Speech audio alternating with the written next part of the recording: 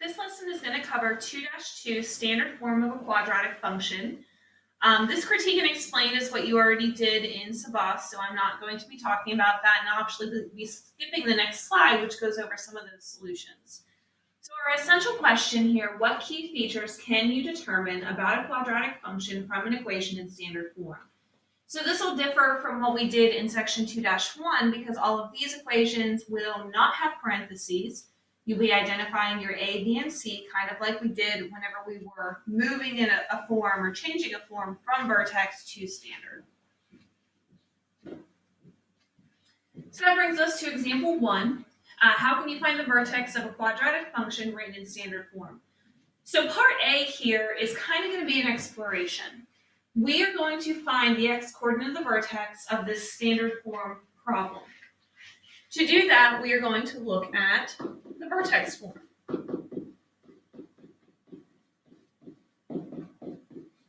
So in vertex form, the x-coordinate is our h value. So if we can eliminate the parentheses and make some kind of connection between the ax squared, the bx, and the c, and whatever term I have with my h, I'll be able to set up some type of formula for the x-coordinate of the vertex. So I need to expand this. So I'm going to write the x minus h twice, and I'm going to FOIL it. So I have a times x is x squared. X times negative h is negative hx, and negative h times x is negative hx. When I combine those, I get negative 2hx. Negative h times negative h is positive h squared. Carry down the plus k, and now I'm going to be distributing my a. So I have ax squared minus 2ahx plus ah squared plus k. And now I need to set up some type of equality with the original standard form. So you should see we have the ax squared and the ax squared. Those are the only two terms that have an x squared in them. So they would correspond. The terms that just have an x in them is the bx and the negative 2 ahx. And then finally we have the c term and the ah squared plus k. So the matching that is going to give us the best option to actually solve for h only in terms of letters that appear in this original standard form is going to be the yellow. You could do the green, you could do the blue, but if you matched up the blue, your answer would still have a k in it. And whenever you have a standard form equation, you don't know what k is, so it doesn't really do us any good. So the best option here is going to be the yellow, which means that bx is going to equal negative 2ahx. And again, we want to get the h by itself. So to do that, I'm going to have to divide both sides by negative 2ax. So the negative 2's divide out, the a's divide out, the x's divide out, and you're left with an h. On the left-hand side, the x's divide out, and typically with this type of question, we shift that negative up to the top of the b.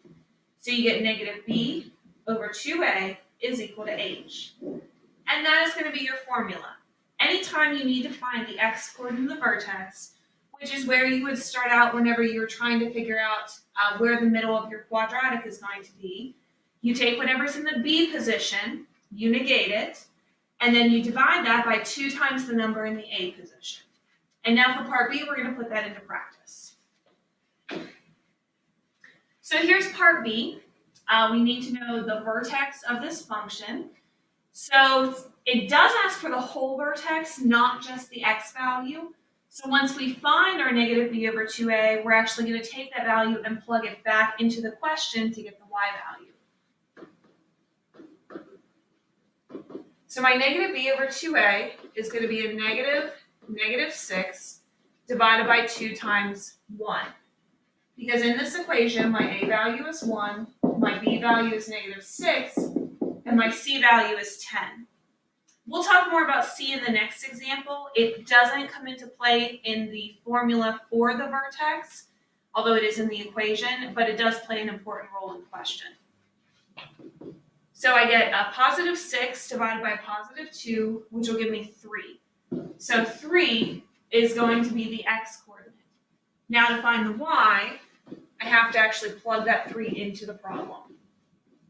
So I have 3 squared minus 6 times 3 plus 10. This is 9 minus 18, which is -9, plus 10, and that gives me 1.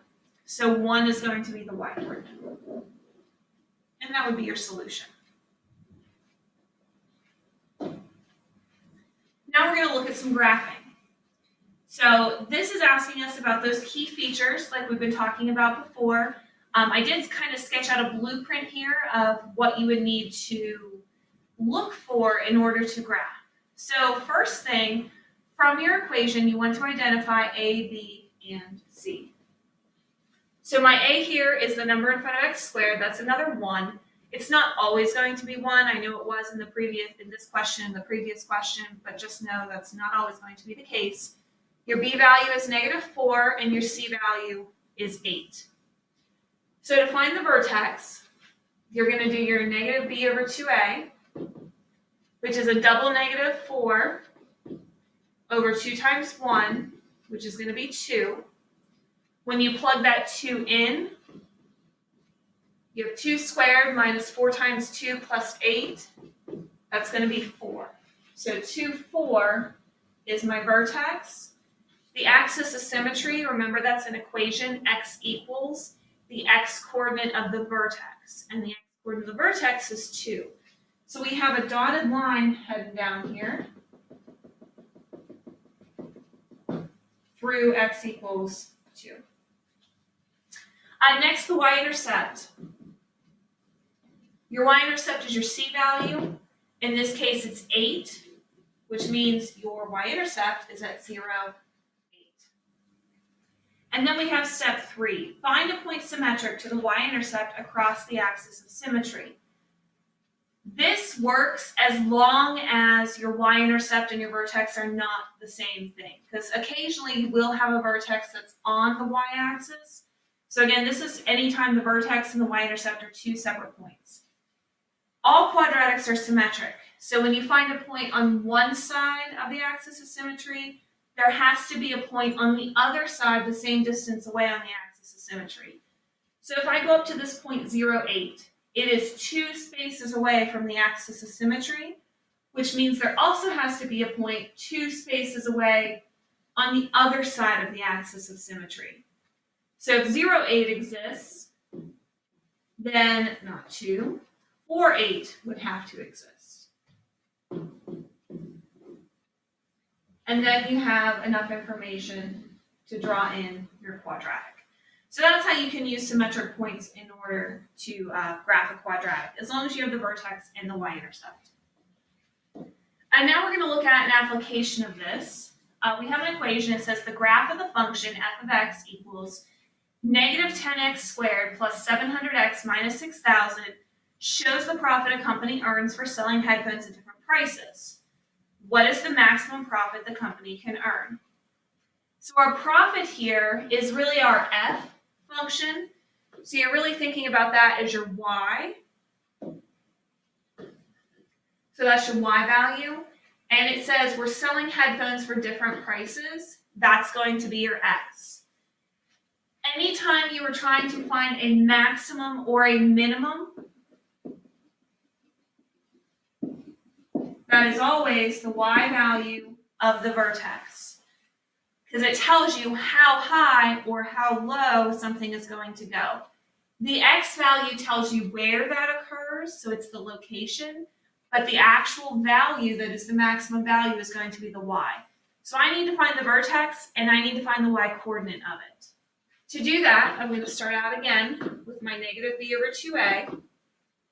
So that's -700 divided by 2 times -10. That is going to be negative 700 over negative 20, which simplifies to 35. So $35 is going to be the sweet spot price for this company selling headphones. It's where they're going to make the most profit, but it doesn't actually tell us the profit that we get. To find the profit, I have to take this 35 and plug it back in.